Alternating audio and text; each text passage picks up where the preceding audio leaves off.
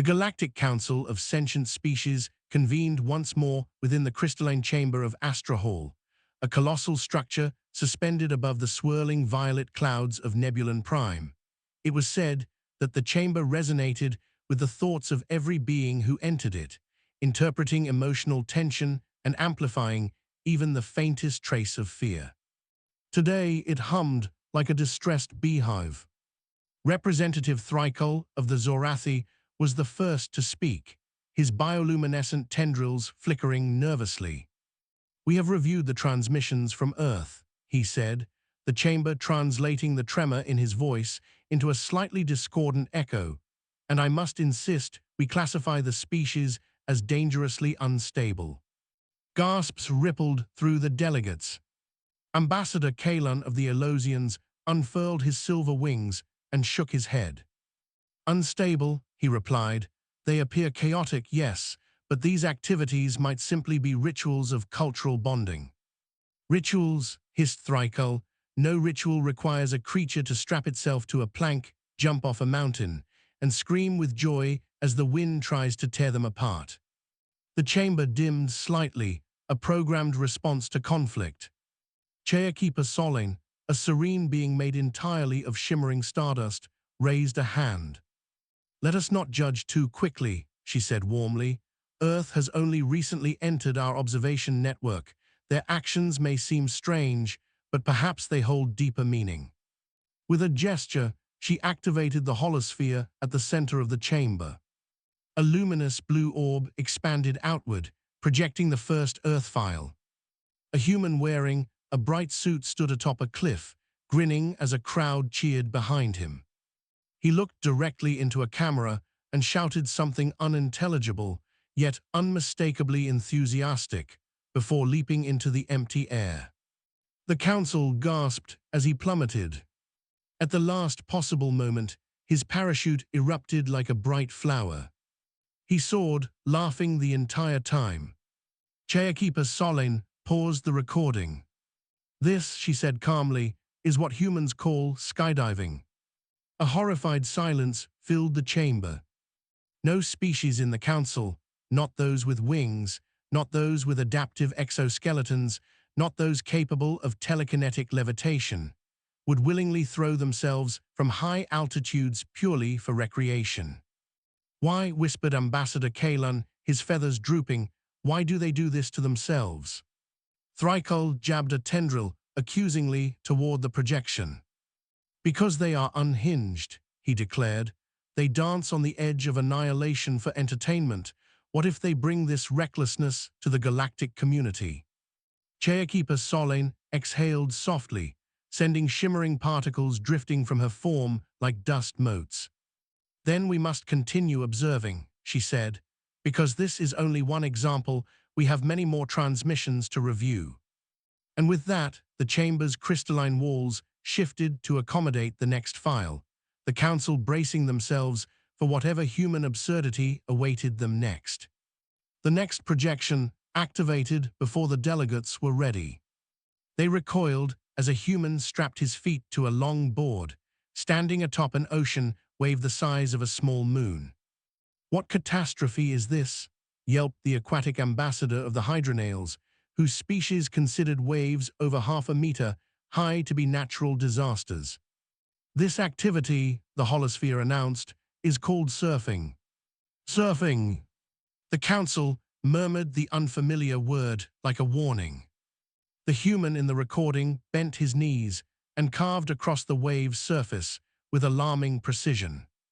Spray exploded around him as he darted forward, laughing as though the monstrous tower of water were nothing more than a playful ripple.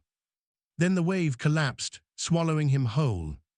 The hydronail ambassador fainted instantly, their gelatinous forms splatting onto the crystal floor. Chairkeeper Solane paused the recording again. "Humans appear to engage in physical confrontation with nature for enjoyment," she said, her voice softer now, edged with disbelief. Thrykul's tendrils burst violently with red light. "Enjoyment," he cried. He was consumed by liquid chaos, and yet he submitted willingly. They weaponized natural disasters against themselves for fun. Elosian ambassador Kalun stepped forward cautiously.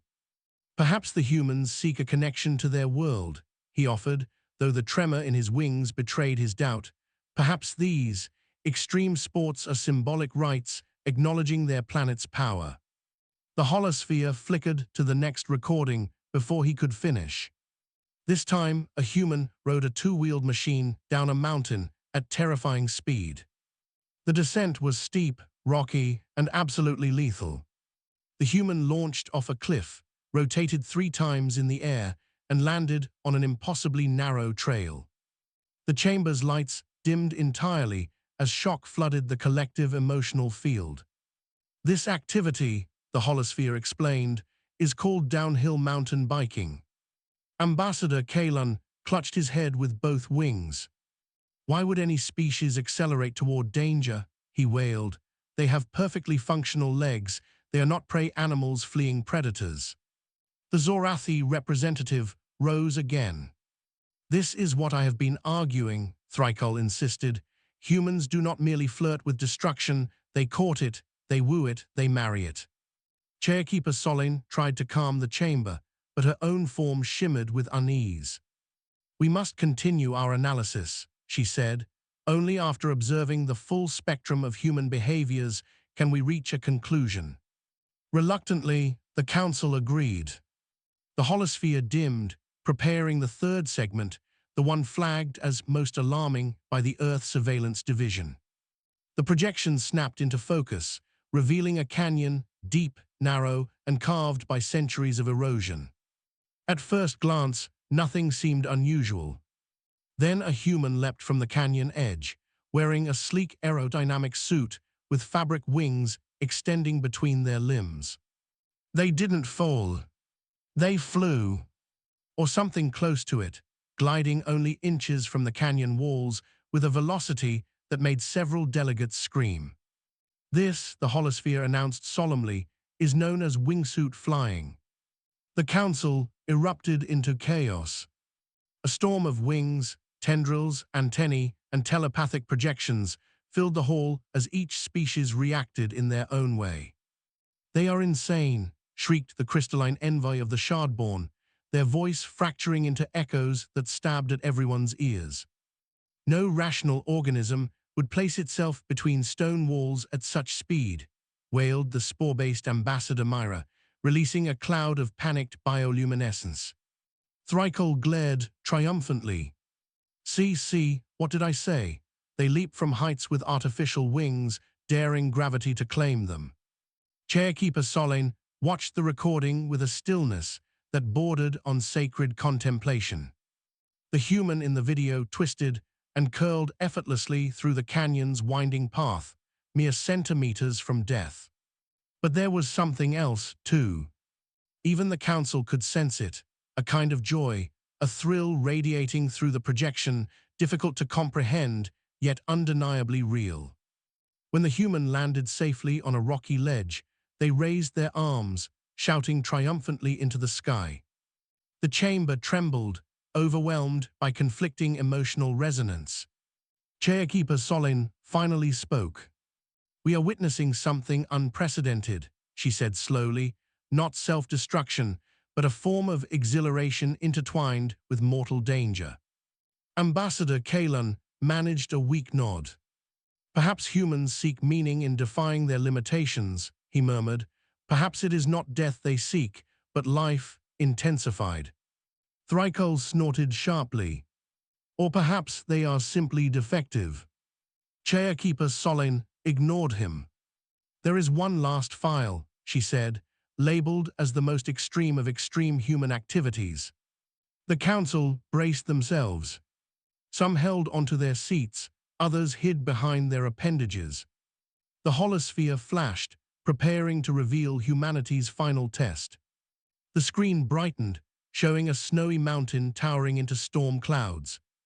Thunder rumbled, wind howled, and temperatures dropped so low, the chamber's climate system reacted instinctively to compensate. Yet there, in this frozen nightmare, were humans climbing the sheer ice face with nothing but metal spikes attached to their boots and tiny handheld tools. This activity, the holosphere said, is called ice climbing. The council moaned collectively. The humans hammered their tools into the ice, every strike echoing like a countdown to disaster. One slip would send them falling into the abyss below. And yet they climbed higher, and higher, and higher. The council had witnessed creatures explore black holes, navigate asteroid belts, and survive solar flares. But never had they seen a species willingly challenge nature in its most hostile form purely for entertainment. The climber reached a ledge and stood proudly against the wind as the storm raged around them.